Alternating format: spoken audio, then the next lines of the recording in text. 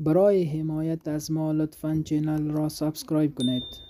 السلام علیکم و رحمت الله و برکاته. د جناب سیدنا محمد صلی الله علیه و آله و صحبه وسلم عادت مبارک داو چې په کال کې به کمی شي میاشتې راکلی او کمی شي ورځې به راکلی، د هغو بیان به خپل امت ته کاوه. نو علما ورثه د انبیاو دي، نو پر موږ باندې هم دا لازم ده چې امت ته د رسول الله صلی الله علیه وسلم بارک د هغو ورځو د هغو شپو فضایل بیان کړو چې د الله رسول موږ ته بیان کړي دي. نور عمل کول نه کول د هغو کار دی. په هغو کې یو هغه میاشت را روانه ده چې موږ تاسې ورسره واقع کېدونکي وي چې د رجب میاشت ده، او بعضې خلک یې د خدای تعالی میاشت بولي چې دا په قرآن عظیم شان کې هم خپل حیثیت لري. دغه میاشت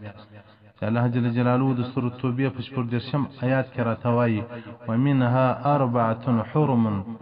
د دې میاشتو څخه الله جل جلاله وایي 4 میاشتې هغه ډېر د عزت او د احترام میاشت، په هغه کې الله جل جلاله قتلونه بند کړي دي. نو دا مفصل بحث او مفصل بیان غواړي چې په ګانټو باندې، خو موږ به د نمونې دپاره د دغې میاشتې فضایل او د دغې میاشتې برکات و امت ته د رسول الله صلی الله علیه وسلم بارک بیان کړو. د انس رضی الله مبارک څخه روایت دی، هغه قال رسول الله صلی الله علیه و آله و صحبه وسلم، رسول الله صلی الله علیه وسلم بارک ویل ان فی الجنه نهرا، تحقیق سره په جنت کې یو نهر د واله ده. رسول الله صلی الله علیه وسلم بارک یقال له رجب، هغه نهر ته رجب ویل کیږي. اشد بیاض من اللبن، تر شیدو ډیر سپین دی هغه نهر، هغه اوبه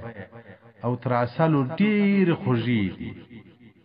رسول الله صلی الله علیه وسلم بارک وی دا دغه چا د پاره دی من صاب من رجب یوما، هغه څوک چې د رجب څخه یو روژه ونیسي دغه د خدای تعالی د میاشت، سقاه الله من ذلك نهر، الله جل جلاله به دغه نهر څخه اوبه ورکي. دا هغه څوک دغه اوبه څښلی شي چې دغه میاشتې روژه یې نیولي، هغه امتی چې دغه میاشتې روژه یې نه نیولي دغه د پاره په دې کې حصه نشته. او دغه رنګه د رسول الله صلی الله علیه وسلم بارک څخه روایت یو من صام یوما من رجب، که چا یوه روژه د رجب د خدای تعالی د میاشتې روژه ونیوله کان کصیام سنة، دا دومره ثواب لري لکه د بسته کال چې د انسان روژه وي. ومن صام 7 ایام، که چا 7 ورځې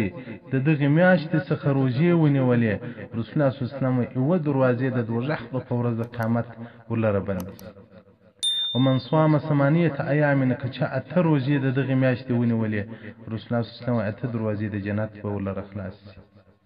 ومن صام 10 ایام، که چا 10 ورځې د دغې میاشتې روژې ونیولې، رسول الله صلی الله علیه وسلم بارک وی الله جل جلاله به د هیڅ شي پوښتنه نه ځینې وکړي چې الله جل جلاله ده لره ورکړي. او دغه رنګه رسول الله صلی الله علیه وسلم بارک وی که چا 15 ورځې د دغې میاشتې روژې ونیولې، الله جل جلاله به ما تقدمه ګناهونه ور معاف کړي. او دغه رنګه د انس رضی الله مبارک څخه روایت دی چې دغه رجب دا د الله جل جلاله میاشت، شهر الله عز وجل، او چا که د دې میاشتې عزت وکړي نو د الله د امر د الله جل جلاله د ذات عزت یې وکړي. او رسول الله صلی الله علیه وسلم بارک وایي شعبان برات هغه زما میاشت ده، که چا د شعبان عزت وکړي تعظیم وکړي هغه زما تعظیم وکړي. رسول الله صلی الله علیه وسلم وایي څوک چې زما تعظیم وکړي د هغه دپاره به په ورځ قیامت زه یو ذخیره یم. او که څوک د الله جل جلاله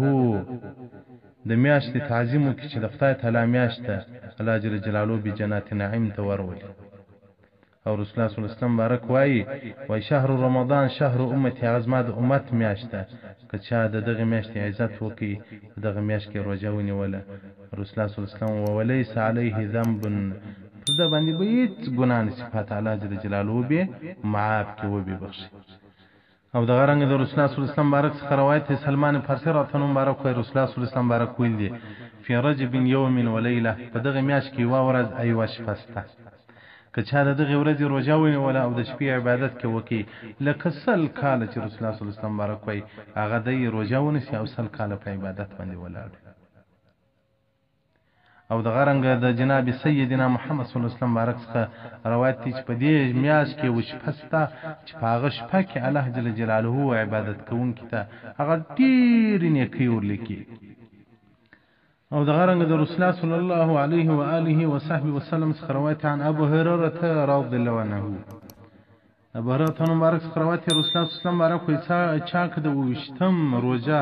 د خدای تعالی د میاشتې ونیول کتب له صيام 60 شهرا الله جل جلاله به د شپېتو میاشتو ثواب ورکړي لکه شپېته میاشتې روژه وي. دا 20 د رجب دا هغه ورځ ده چې الله جل جلاله جبرائیل علیه السلام او رسول الله صلی الله علیه وسلم مبارک په نبوت سره راواستاوه چې رسول الله صلی الله علیه وسلم مبعوث ته رسالت یې ورته راوړ. او دغه رنګه وایي الله جل جلاله میاشتې ښایسته کړي دي په څلورو میاشتو سره چې ذوالقعده ده، ذوالحجه ده او محرم ده او د رجب ده. او دغه رنګه د رسول الله صلی الله علیه وسلم مبارک څخه روایت دی وایي اوله جمعه د رجب د میاشتې چې شپه د جمعې مبارکې هغه وسلس ته درېمې ته ورسیږي لا یبقى ملک الا ویستغفر لصوام رجب. رسول الله صلی الله علیه وسلم مبارک وایي هیڅ ملکه هغه نه پاتېږي بلکې مغفرت غواړي هغه روژې نیونکي د رجب لره چې د دغې میاشتې روژه نیسي. او د انس رضی الله عنه مبارک څخه روایت دی قال رسول الله صلی الله علیه و آله وصحبه وسلم من صام 3 ایام من شهر رسول الله صلی الله علیه وسلم که چا د دغې میاشتې څخه 3 روژې ونیولې الله جل جلاله به د 900 کلو 900 سنه د 900 کلو د عبادت ثواب الله جل جلاله ورکړي. او دغه رنګ د بیبي عائشې صدیقه رضی الله عنها مبارک څخه روایت دی د رسول الله صلی الله علیه وسلم مبارک څخه مې اورېدل چې الله جل جلاله په څلورو شپو کې ډېر خیر او ډېر فضل پر انسانانو باندې نازلي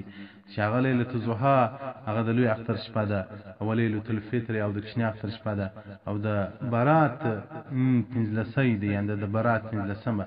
او رسول الله صلی الله علیه وسلم و اول لیلة من رجب هغه اوله شپه د رجب په دې کې الله جل جلاله یو ډېر غټ رحمت پر انسانانو بندگانو باندې نازلي. او دغه رنګ د ابي امامه رضی الله عنه روایت دی چې رسول الله صلی الله علیه وسلم بارک 15 شپې لا ترد فيها دعوه په دې کې دعا نه ردیږي. اول شپه د رجب ده او د برات د 15 شپه ده او د جمعې مبارک شپه ده او د اختران شپه ده. مکاشفة القلوب صفحه 350 باب نمبر سلم باب فی فضائل رجب امام غزالی رحمت الله مبارک دې ته مفصل وضاحت ورکړی. او دغه رنګ امام ابي محمد الحسن بن محمد په 350 کې وفات شوی دی مستقل کتاب لري فضائل شهر رجب د مستقل بحث پر دې باندې کړی.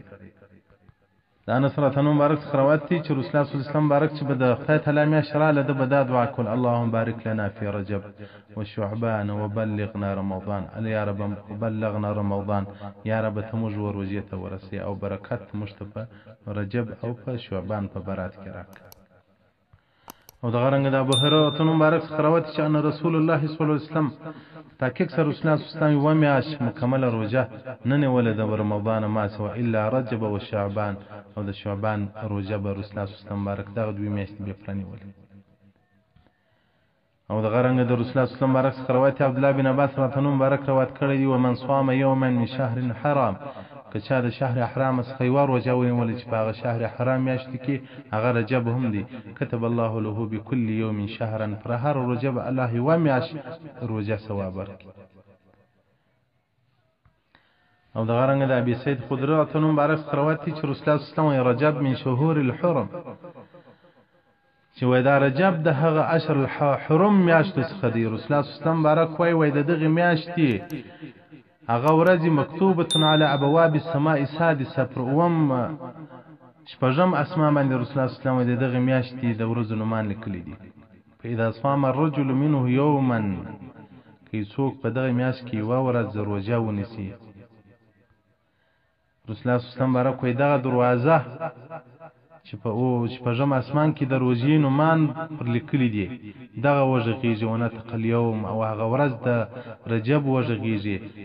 و یا رب دغه انسان ته مغفرت وکړه بخښ ورلره وکړه هغه روژه ونیوله الله جل جلاله وایي تاسو شهیدان سي ما هغه ته بخښه کړې. او دغه رنګ د عکرمه او د عبد الله بن عباس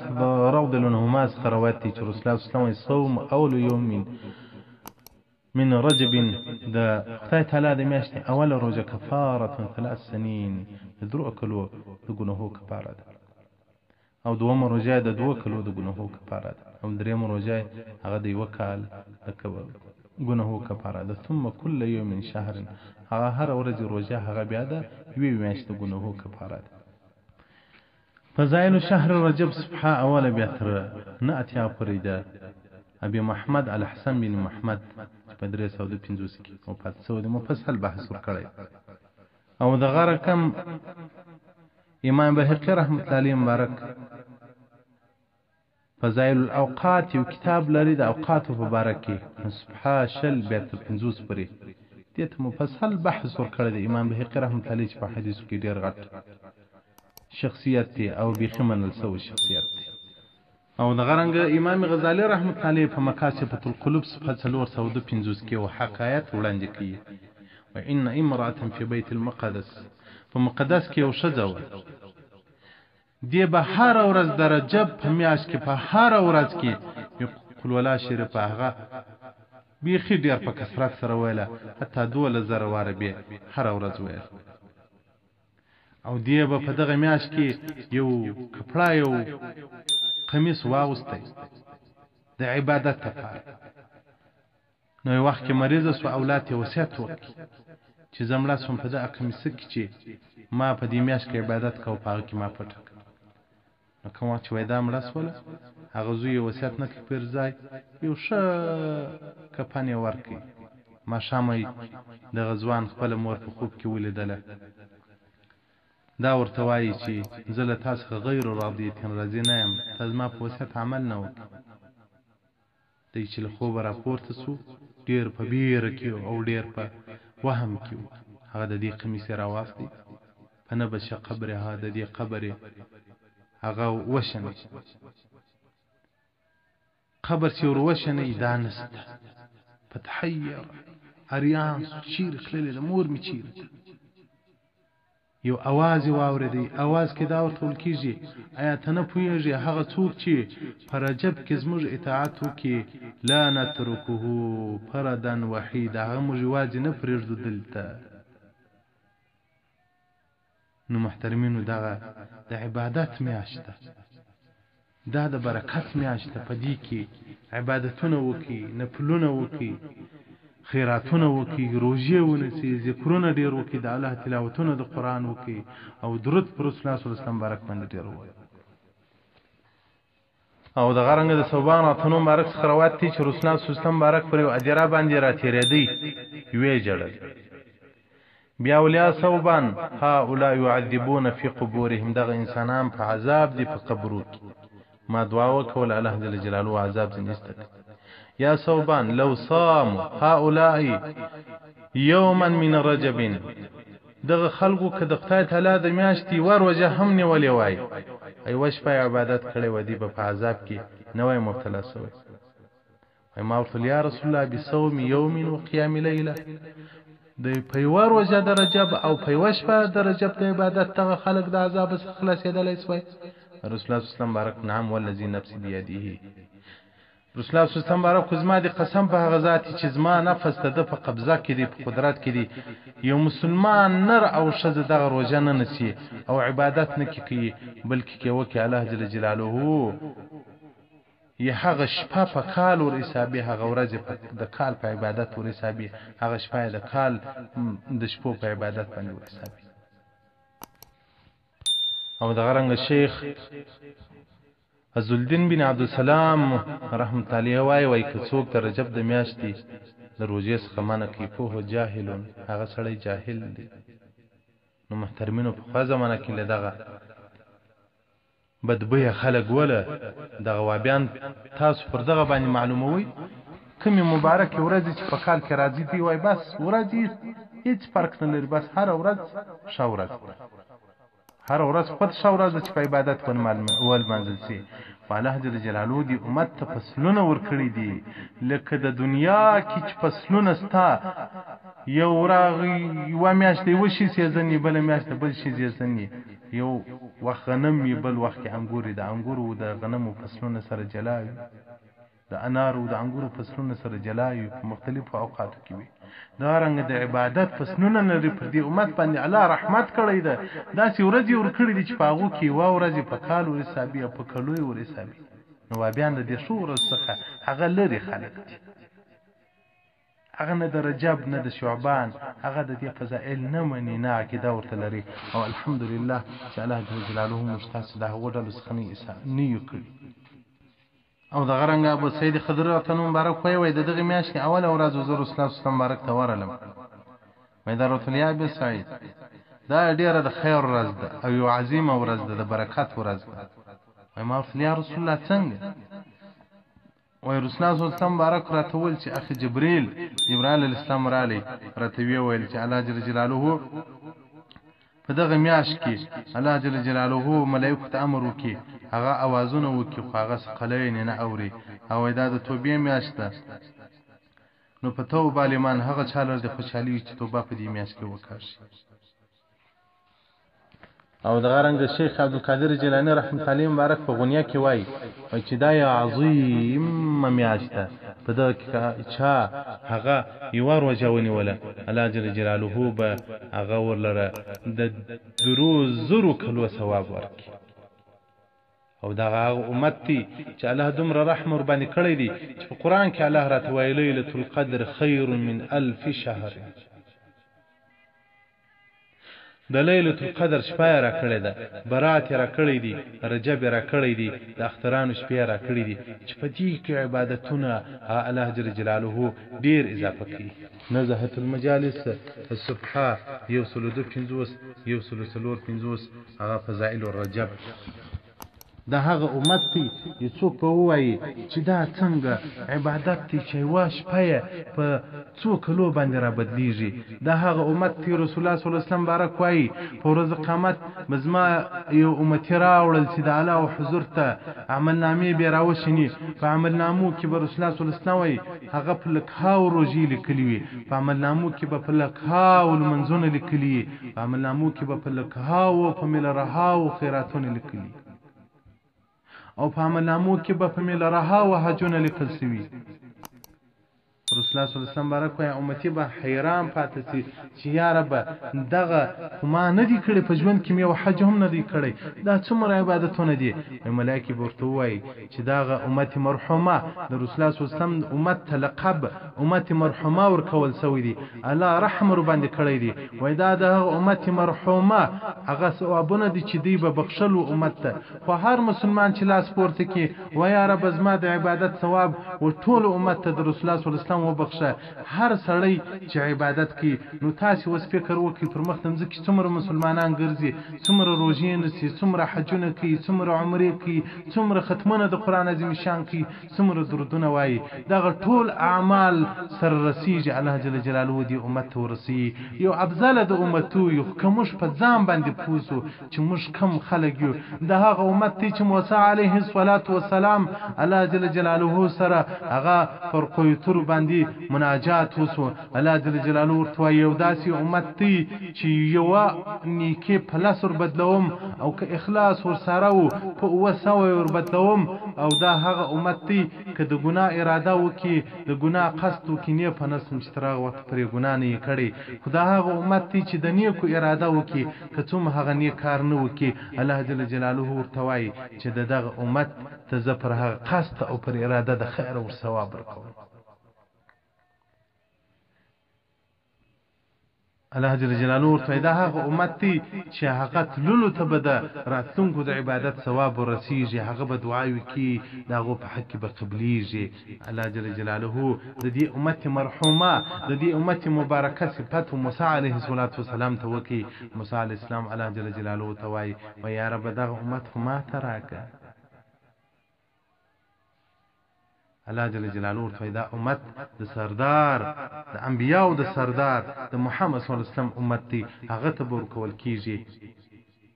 موسی علیه السلام چې ناامید شو چې دا امت ما ته نه راکول کېږي بیا یې لاس پورته کړو الله جل جلاله ته ویل یا رب فاجعلني فی امتي ما د ده په امت کې وګرځوه الله جل جلاله په ورځ قیامت به د ده په امت کې بیا تا حساب کړم نو ټول انبیا به د رسول الله صلی الله علیه وسلم د امتیت تر بیرغ لاندې جنت ته ننوځي اول به رسول الله صلی الله علیه وسلم مبارک جنت ته ننوځي بیا به ټول انبیای کرام جنت ته ننوځي خو د رسول الله صلی الله علیه وسلم تر قیادت لاندې به جنت ته ځي بیا به په امتو کې اولنۍ د انبیاو رابعد ابوبکر صدیق رضی الله مبارک په جنت ته ننوځي بیا به عمر رضی الله عنه بیا به عثمان رضی الله عنه بیا به علي رضی الله عنه بیا به نو څومره رسول الله صلی الله علیه وسلم مبارک ته په هغه اورجندي وي او څومره رسول الله صلی الله علیه وسلم متابعت یې کړی هغه بیا جنت له مخې ننوځي محترمینو دا د برکات او دا د انوار او د رحمت میاشت چې پر مؤمنانو باندې په دغه میاشت کې د الله رحمت اوري نو محترمینو دا میاشت په عبادت باندې ول منځي دا الله د قران تلاوت کې وکي رسول الله صلی الله علیه وسلم دا د الله میاشت په قران باندې شایسته کی شعبان زما میاشت په درود باندې شایسته کی رسول الله صلی الله علیه وسلم هغه روزه د امت میاشت په مغفرت باندې شایسته کی مغفرت الله څخه وغواړي استغفار ډیر کې واسطه محترمینو زموږ مسلمانان خو داسې سوي دي چې ګناهونه نور کال نه کوي په رجب او په شعبان او په روژه کې کوي محترمینو د دې میاشتو قدر وکړي د دې میاشتو احترام وکړي د دې میاشتو کې روژې ونیسي خیراتونه وکړي نفلونه وکړي هر عبادت چې مو په وس پرایي هغه عبادت وکړي الله به در سره راضي سي او الله دې له موږ تاسو څخه راضي سي او الله جل جلاله دې توفیق راکړي چې په دغه میاشت کې موږ ښه عبادت وکړو او په دې میاشت کې موږ هغه شعبان ته ځان برابر کو او په شعبان کې بیا رمضان ته ځان برابر کو رسول الله صلی الله علیه وسلم بارک وای دا داسې مثال لري وای څوک په ژمي باندې په منی باندې غنم وکړي مځکه هغه یوي کې غنم وشني خو د ژمي باران ته انتظاري چې د ژمي باران پر وسی هغه غنم راشنه کی او بیا د پسرلي بارانو ته انتظاري چې بارانونو پر وسی غنم ته ترقی ورکي خو رسول الله صلی الله علیه وسلم بارک وای په دوبي نو بیا هغه دار صد واخی غنم وریبي نو دغه درجه په میاش کې باید سړی تخم وکړي عبادت ته ځان چمتو کی او په برات کې باید سړی وبکی د عبادت وبکی په تقوا او په روزه کې نو باید سړی حاصل واخی چې هغه الله جل جلاله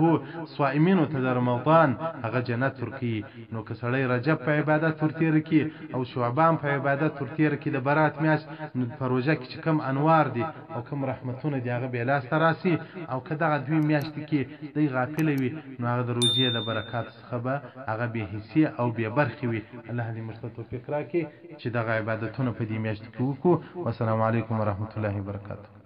برای حمایت از ما لطفاً چینل را سابسکرایب کنید